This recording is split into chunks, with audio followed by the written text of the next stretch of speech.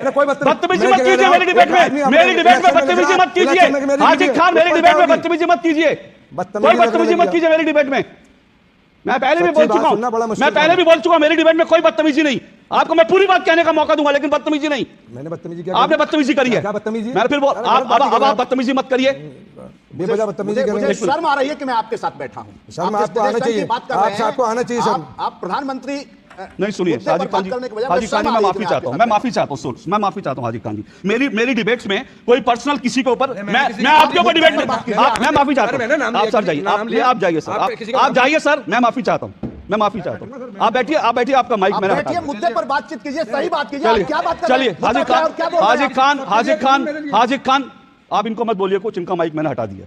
मेरी डिबेट में कोई बदतमीजी करे ये मुझे बर्दाश्त नहीं है। मैं सबको टाइम दूंगा, मैं सबको पूरा टाइम दूंगा, लेकिन कोई बदतमीजी करे ये मुझे कतई बर्दाश्त नहीं है। जय हिंद दोस्तों, तो इस डिबेट में हम देखने वाले हैं कि अशोक श्रीवास्तव ने किस तरह से इस इस्लामिक स्कॉलर को तबीयत से हड़काया है। क्योंकि ये लोग देखिए सुप्रीम कोर्ट का फैसला इनके फेवर में आता है तो फिर ये बड़ा ज्ञान देने लगेंगे कि इस्लाम ये बताता है, वो बताता है, ऐसा फैसला मानो अदालत का ये वो, और इनके खिलाफ आ जाए तो फिर ये अलग ही नैरेटिव लेकर चलते हैं। तो अशोक श्रीवास्तव ने उसी तरह से इसकी फैयत की है। तो चलिए इस डिबेट में देखते हैं। हाजी खान इस फैसले को कैसे देखते हैं? देखिए अशोक भाई, सुप्रीम कोर्ट का जो फैसला आया है आर्टिकल 125 का, उसमें हिंदुस्तान की सारे मज़हब के सारे लोगों की, सारी महिलाओं के लिए वो फैसला है, खाली मुसलमानों के लिए नहीं। बात यह है कि मुस्लिम महिला जो है उसका 4 महीने 10 दिन की इद्दत होती है, 4 महीने की इद्दत होती है, उसको उनको मुआवजा दिया जाता था। लेकिन सुप्रीम कोर्ट ने एक फैसला किया कि मुसलमान महिलाओं को भी जब तक वो शादी नहीं करेंगे, अगर लोगों को जानकारी है, आज के धारा को 144 भी कर दिया गया, इसको बड़ा चेंज भी किया गया। बात यह है कि अगर किसी सरकार कोर्ट ने फैसला किया है, उसमें अगर किसी महिला को फ़ायदा हो रहा है, उसमें मेरी बहन को भी होगा, मेरी बेटी को भी होगा, मेरी बीवी को भी होगा। अगर इस तरह की कोई हरकत, तलाक के बारे में ज़्यादातर लोग जानते नहीं हैं, न तलाक देने वाला जानता अशोक भाई, न तलाक लेने वाली जानती। तलाक का एक सिस्टम है, अल्लाह ताला ने कुरान में हुक्म दिया है कि तलाक मेरा हुक्म है, लेकिन मेरा सबसे नापसंदीदा अमल है, इस्लाम का सबसे नापसंदीदा अमल है कि आप तलाक ना दो, सब्र करो, उस औरत के साथ मामलात करो। ये इसमें तलाक होने में तमाम बच्चों की ज़िंदगियाँ तबाह हो जाती हैं। किसी के 2 बच्चे हैं, किसी के 3 बच्चे हैं, किसी के 1 बच्चा। ये जो आप कह रहे हैं ये बात ठीक है, लेकिन तलाक एक समस्या के रूप में आया। मैं वो जो सारी बातें आप कह रहे हैं, मैं मानता हूँ कि तलाक एक आखिरी के रूप में ये कहा गया कि भाई एक आखिरी रास्ता है, वो सारी चीज़ें ठीक है। लेकिन फिलहाल जो है ये है कि अगर जब तलाक हो जाता है तो उसके बाद क्या रास्ता हो सकता है? सुप्रीम कोर्ट ने एक रास्ता दिखाया है, एक रास्ता हुआ है जिस एक आपने कहा कि इद्दत के समय 4 महीने 10 दिन का जो है एक वो व्यवस्था थी। तो आपके हिसाब से सुप्रीम कोर्ट का आज का फैसला सही है जो व्यवस्था थी? देखिए अशोक भाई, तलाक होने के बाद औरत को 4 महीने के बाद शादी कर लेना चाहिए। इस 4 महीने 10 दिन इस्लाम ने ऐसे नहीं दिया, एक सिस्टम है इस्लाम का कि औरत को तनहा नहीं रहना चाहिए, ना बाप बाप पर बोझ बनना चाहिए, ना अपने ससुराल के लोगों पे बोझ बनना चाहिए, ना ही शौहर पे बोझ बनना चाहिए। फैसला तो महिला करेगी ना, वो 4 महीने बाद शादी करेगी नहीं करेगी। सरकार, सुप्रीम कोर्ट का आदेश तो आ गया और उस आदेश का पालन करना पड़ेगा देश के लोगों को। सरकार जो आदेश देती है, सुप्रीम कोर्ट जो आदेश करना पड़ता है। इस्लाम ने तो कहा है कि जिस मुल्क में रहो उस मुल्क की संविधान को मानो। इसलिए ये बात इसलिए कही जा रही है कि सबरीमाला में सुप्रीम कोर्ट का फैसला माना नहीं गया अशोक भाई। आज तक महिलाएं दाखिल नहीं हुई, ऐसे ही मुसलमानों को आपने फैसला कर दिया। अब उनकी जिम्मेदारी बनती है उन औरतों की जिनके ऊपर जिनको तलाक है, जो अपने वालिदैन के पास बैठी है, कि वो कोर्ट जाए। और वो कह रहे हैं कि अगर जो महिलाएं पर्सनल कोर्ट जाना चाहती है वहाँ फैसला करा लें, जो कोर्ट में आना चाहते हैं वो कोर्ट में फैसला करा लें। उसमें ना तो किसी हिंदुस्तानी ने अब तक कोई बयान दिया सुप्रीम कोर्ट के खिलाफ, कोई बयान उसके फैसले पर। सुप्रीम कोर्ट हमारा सबसे बड़ा संवैधानिक कोर्ट है, उसके फैसले को मानने को तैयार है हिंदुस्तान। लेकिन सर, किसी पर जबरदस्ती दीन में, मैं एक बात बहुत कई जगह कह चुका हूँ कि रावण ने राम के धर्म की मुखालफत की, तबाह हुआ। कृष्ण के धर्म की कंस ने मुखालफत की, कृष्ण तबाह हुआ। मूसा अलैहिस्सलाम के धर्म की फ़िरौन ने मुखालफत की, फ़िरौन तबाह हुआ। और इब्राहिम अलैहिस्सलाम के दीन की नमरूद ने की। और मोहम्मद सल्लल्लाहु अलैहि वसल्लम, प्रॉफिट मोहम्मद सल्लल्लाहु अलैहि वसल्लम के चचा ने, अबू लहब ने, अबू जहल ने आपकी मुखालफत की, वो भी तबाह हुआ। आप कहाँ के ज्ञानी बाबा?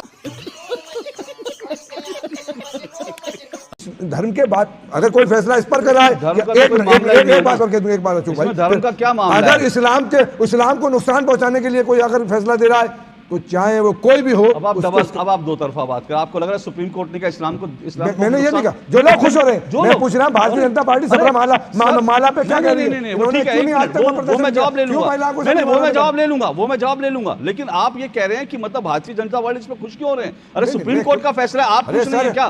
देश की क्या फायदा है? हमारी बहन को फायदा नुकसान क्या होता है? मैं भी सुनिए मैं मुसलमान नहीं हूँ, मैं भी खुश हूँ क्योंकि मुझे लगता है शाहबानो, क्योंकि सुनिए ना मैं इसलिए मैं भी खुश हूं क्योंकि मुझे लगता है 40 साल पहले उस शाहबानो के साथ जो है नाइंसाफी हुई थी, कम से कम अब कोई और शाहबानो नहीं होगी, उसमें क्या बात है? खुश कोई भी हो सकता है, सुप्रीम कोर्ट का अच्छा फैसला कोई भी खुश हो सकता है। ने बलात्कार पे एक कानून बनाया, फांसी दे देंगे, कितने लोगों को फांसी हो गई? 3000 बलात्कार पर डे हो रहे हैं। एक मिनट, अब आप सर हाफिज जी, अब आप इस मामले को कंफ्यूज कर रहे हैं।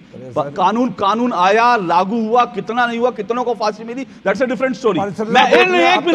एक मिनट, वो बिल्कुल अलग स्टोरी है कि भाई कानून कितना लागू हुआ, कितनी महिलाएं जाती हैं कोर्ट से जो है अपना गुजारा बत्ता लेने, कितनी, वो एक अलग कहानी है। लेकिन मैं ये कह रहा हूं कि मैं भी खुश हूं भाई, तो इसका मतलब है थोड़ी है कि अल्लाह ताला मेरे को भी खत्म कर देंगे।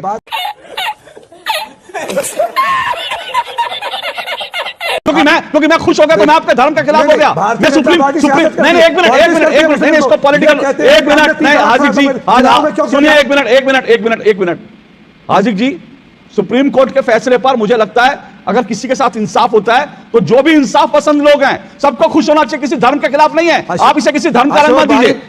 बात तो सही है लेकिन स्वागत जो है किया जाना चाहिए, ये ठीक है, पर गुरु प्रकाश पासवान जी मुझे इस सवाल से थोड़ा आश्चर्य है, लेकिन फिर भी ये सवाल उठा है इसलिए पूछ लेता हूं, भाई आप लोग क्यों खुश हो रहे हैं इस फैसले पर?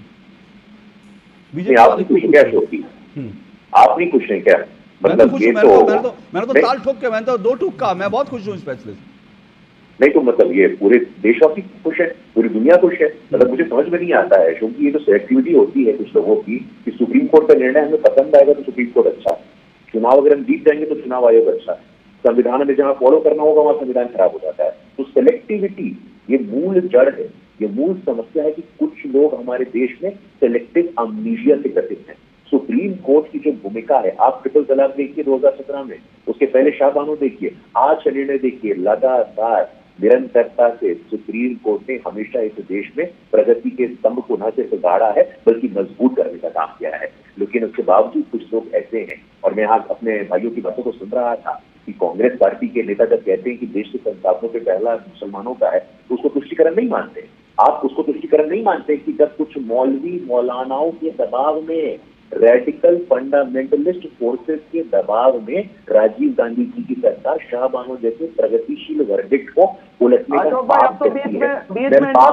जवाब रुकिए, आऊंगा आपके पास, उनकी बात पूरी हो जाए, आऊंगा आपके पास, निगत अब्बास आपके पास भी आऊंगा, उनकी बात पूरी हो जाए। सैयद जी, इस देश में संविधान शरिया नहीं है, थोड़ा सुनने का धैर्य रखिए, सुनने का धीरज रखिए, सुनने की आदत डाल लीजिए, सिर्फ सुनाने से नहीं होता है, सुनना भी पड़ता है आपको। लेकिन एक बात बार बार उठ रही है, मैं एक काउंटर ले लूं, एक बात बार बार उठ रही है कि भाई कौन से मामले को लेकर आपने उठाया, कौन से मामले को लेकर? हाँ, शबरीमाला को लेकर। जी, शबरीमाला मामले को लेकर बार बार उठते हैं कि शबरीमाला पर भी तो सुप्रीम कोर्ट ने फैसला सुनाया था। देखो, सुप्रीम कोर्ट का हमने विरोध किया है क्या? सुप्रीम कोर्ट का फैसला का स्वागत किया है। नहीं भाई, इसमें भारतीय जनता पार्टी, देखिए ऐसा है हार्दिक साहब कि Bharatiya Janata party Congress supreme court किसी एक पॉलिटिकल पार्टी से लागू नहीं होती है, सुप्रीम कोर्ट किसी एक वर्ग से लागू नहीं होती है, सुप्रीम कोर्ट का निर्णय पूरे देश में लागू होता है। और आप कहते हैं सुप्रीम कोर्ट का निर्णय आपको स्वीकार नहीं, तो कहां जाइएगा? आईसीजे जाइएगा। भारतीय जनता पार्टी को यह अधिकार है कि सुप्रीम कोर्ट के फैसले को यूं कहे कि हमने किया है। आपसे जवाब दीजिए, 40 साल से जिसकी बीवी घर के अंदर नहीं है वो क्या करेंगे? 40 साल से जिनकी बीवी घर के अंदर नहीं है वो क्या करेंगे? सुनिए हाजिक खान, मैं एक मिनट रुकिए, मैं हाजिक खान एक मिनट, मैं आपको नहीं हाजिक खान एक मिनट, हाजिक खान एक मिनट,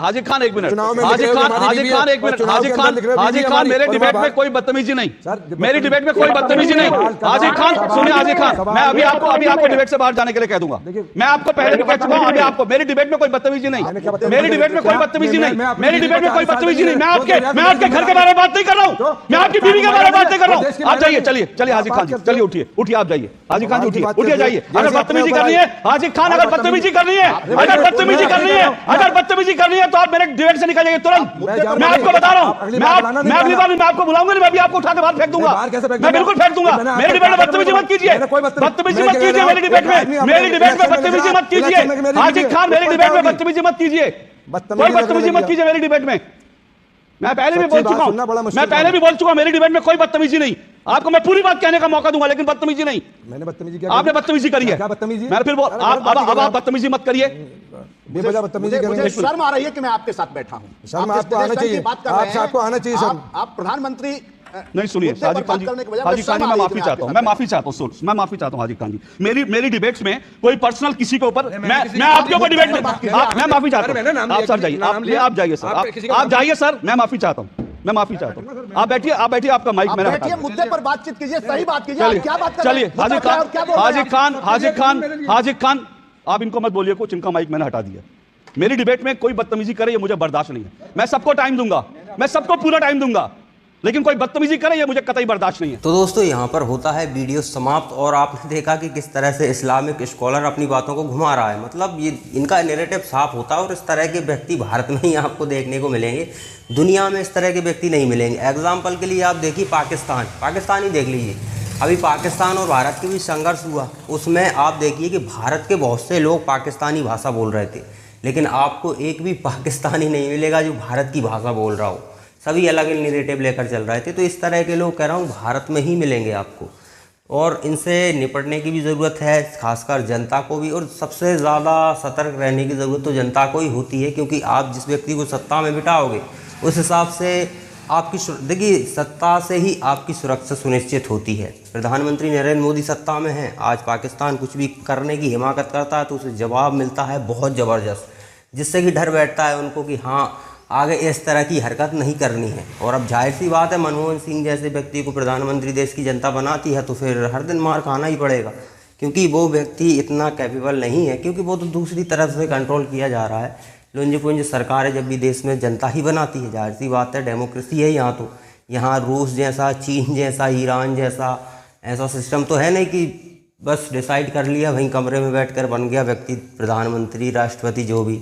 यहाँ जनता तय करती है, जैसे कि भारत की अदालतों में होता है ना, जज ही तय कर लेते हैं किसको जज बनाना है। जज के बेटे जो जिनके बाप दादा परदादा जज हुआ करते थे, उनके ही पोते पोती इस समय जज बन रहे हैं। बाकी मतलब छोटी अदालतों की बात नहीं कर रहा हूँ, जो सुप्रीम कोर्ट है, हाई कोर्ट है, यहाँ पर बिल्कुल नेपोटिज्म पूरी तरह से फैला हुआ है। उसी तरह से जहाँ डेमोक्रेसी नहीं होती है वहाँ पर यही हाल होता है। और डेमोक्रेसी में हम स्वाभाविक है कि भारत में डेमोक्रेसी है यहाँ पर, और सौभाग्य की बात है कि यहाँ पर आपको चुनने का मौका मिलता है किस तरह की सरकार को आप चुनते हैं, और उसी हिसाब से आपको जाहिर सी बात है परिणाम मिलते हैं। अब पश्चिम बंगाल में जैसी सरकार है वैसा परिणाम वहाँ के लोग भुगत रहे हैं।